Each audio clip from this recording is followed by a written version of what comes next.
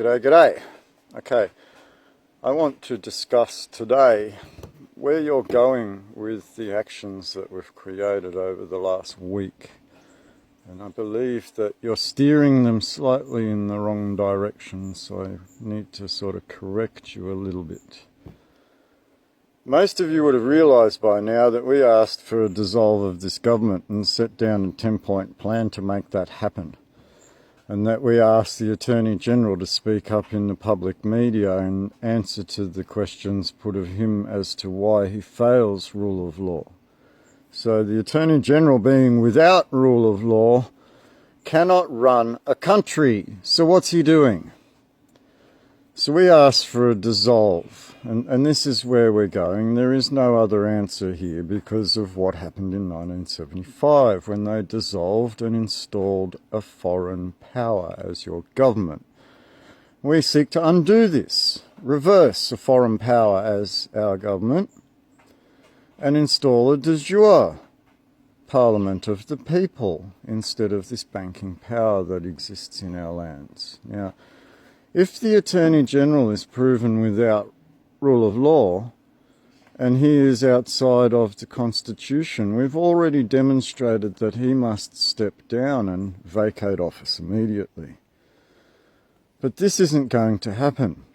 And some of you sought to put a petition online, thinking that you signing a little line on a piece of paper was going to change something when you had a foreign power running your country. It's not.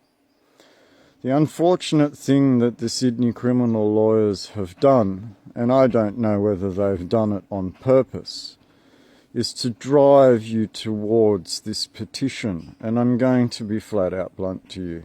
A petition is begging. And a de jure people don't beg for what they have. The Commonwealth belongs to all of us. Why are you begging for it? You already own it. So why don't you act in it? And this is the problem that we're seeing. We're seeing a general thought process that you can actually fulfill a petition to get your wants. You're wasting your time. You're begging a foreign power. Please, sir, can I have some more? More? So, they don't want to give you more. The way forward is to stand up against them. They are not you. And under the laws of armed conflict, you have every right to be loyal to who you are. And when you realise this, that you are a Commonwealth of Australia in international waters occupied, and you have a right to return to that Commonwealth, lest you forget how to, and they constantly have to remind you in a remembrance day, then you're never going to get back there. So signing a petition without, in your own heart and your own mind, knowing why and acting upon it to make the change. A lot of you will sign a petition and then go straight back to being the problem.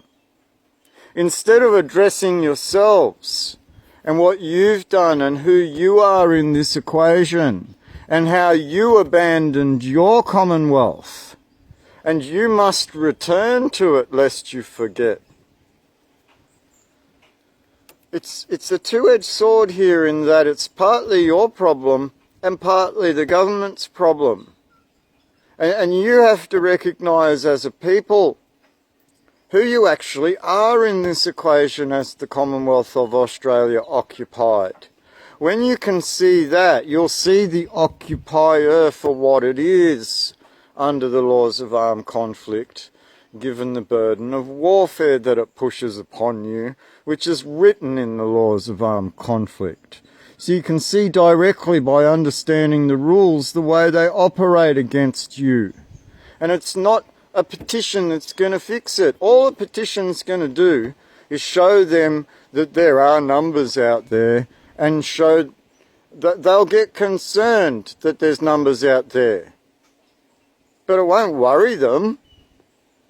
They'll still continue to do what they're doing because you just believed that a signature would fix it for you. It's like asking someone else to fix the problem that you're creating. It doesn't work like that. So you all have to get together. And you all have to be loyal to that Commonwealth under that red ensign to have that voice against this government under the laws of armed conflict. Because if you don't act as that people, and by signing a petition, you're not acting as anything. You're acting as individuals making a request with no basis at law. And to prove that the Attorney General is without rule of law is at the very core of this basis of law. So if you can't play and be party to what is rule of law under your Commonwealth, then how do you expect to come to the Attorney General and demand from the Governor General a dissolve of the office of the Attorney General and everything that sits underneath him? So, how do we put this short? A petition's not going to fix it for you. All it's going to show you is that you have numbers together. And when you realise that you must stand united in what is occupied under the laws of armed conflict, and in that loyalty you have a voice in the laws of armed conflict, once you get this understanding that you must stand up, it means a lot of things. It means embracing your law over theirs. It means holding them liable to the laws that they use, which are outside of law. Are you capable of standing up to the Governor General and demanding a dissolve? Because Steve here is ready to demand of the Attorney General that he openly, in public media, sit down and answer as to why he's outside of rule of law. So if I'm willing to do that for all of you, and I'm also willing to sit down in front of the Governor General and demand of the Governor General that he dissolve what is outside of law, then what are you going to do? Sign a petition? We're not going to end up before the Governor General with signatures. Not when they're a foreign power. You may get away with that in a de jure system, but this is a foreign power outside of rule of law. How are you going to demand that of a foreign Governor General? I don't think you've thought this all the way to the top.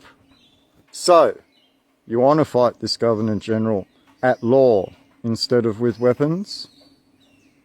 Then pick up your red ensign with 6-pointed star and get out there and start educating everyone around you that the reason we ask for a dissolve is because this government is outside of law. Not because of Scott Morrison and his idiotic, his idiotic international incidents by going overseas in the middle of a firestorm while we have people on the ground here buying water from supermarkets to send out to fireys instead of trucks of water to put the fires out in the first place.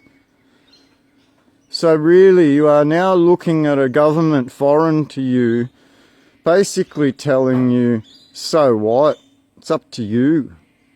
And it really is up to us. If we want to remove this foreign government and help our fireys and our farmers and all the rest of it, and it has to come from us.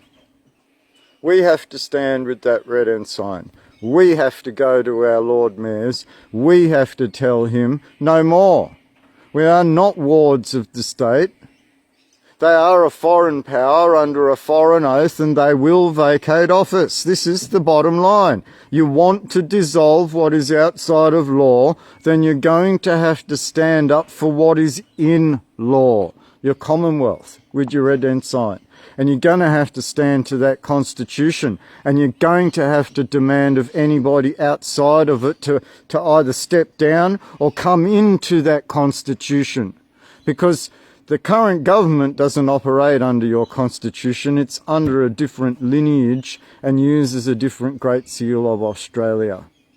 It is for us now to have that Great Seal of Australia destroyed, smashed, split in half, so that it could never be used again, and for that entity to be banned from inside the Commonwealth of Australia, and the Statute of Westminster 1942 Adoption Act to be repealed, which allowed all of this to occur after an act of treason by Robert Menzies. So we can say we want a dissolve, or we can stand up and demand a dissolve because it is outside of law. And I know what I'm standing for. Governor General, Attorney General, Prime Minister, I stand for a dissolve because all of you are outside of law. I stand for a dissolve because you're silent. I stand for all of you to step down and vacate office immediately for being outside of law, starting with Letters Patent 1900. We demand a dissolve, and that's the only way out of this, and a petition isn't going to do it for you. You must all stand up. You must all go towards your Lord Mayor and impress on your Lord Mayor that this foreign power must leave your councils. Only then will you start to have a voice federally, where you can push upon the Governor General to dissolve everything, federal, state and local, because it's outside of law. Now, we can go into the evidence, we can go into all that stuff, but it's pointless at this stage. If you think that signing a petition is going to fix this for you, you're sadly mistaken. You have to now get up off your asses, rise that flag, start to unite with each other, start to use the gold and silver between each other, and start to push what is out of law into the background so that it cannot exist anymore. And I mean cannot exist anymore. Because if you don't, in your own heart, go through the process of realizing that what is outside of law is no law at all, then you will never remove a foreign power. So in your heart, you must know this is outside of law. This is not law. This is not your constitution. They don't work for your government. Something is wrong, and we all must stand to have a voice together. If we don't stand, we lose, and we're already losing. So Scott Morrison, we're coming. Attorney General, remain silent. Governor General, you'll dissolve the lot, won't you, for being outside of law yourself? We know that. You know that. It's only time when the people decide to actually do something about it instead of expecting things like petitions to work for them. They'll have some loyalty at some point. They'll stand together at some point. They'll have a voice and leadership at some point. And when that happens, some of you will go to jail. You know this. You know this all too well. So, people, the petition only shows us numbers.